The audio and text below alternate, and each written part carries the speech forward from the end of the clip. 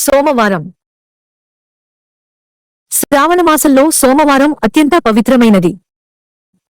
బ్రహ్మ ముహూర్తంలో నిద్రలేచి స్నానం ఆచరించి శివాలయానికి వెళ్ళాలి.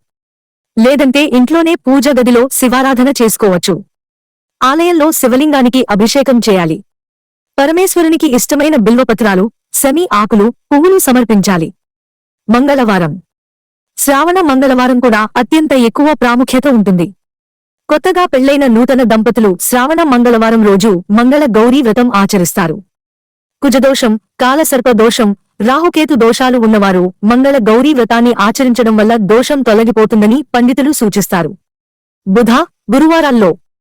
ఈ మాసంలో ప్రతి బుధవారం, గురువారం బుధుడు, గురువుకు ప్రత్యేక పూజలు చేస్తారు. చాతుర్మాసంలో శ్రావణమాసం ఉంటుంది. అందువల్ల ఈ మాసంలో విష్ణువును కూడా పూజిస్తారు.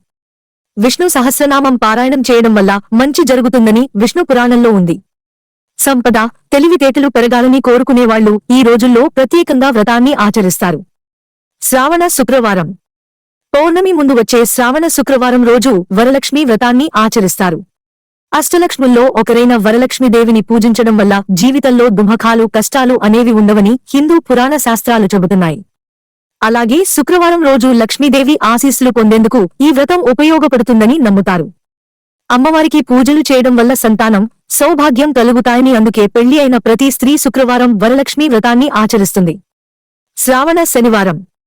శ్రావణమాసంలో శనివారం రోజున విష్ణు ప్రతిరూపంగా భావించే రావి చెట్టును పూజిస్తారు.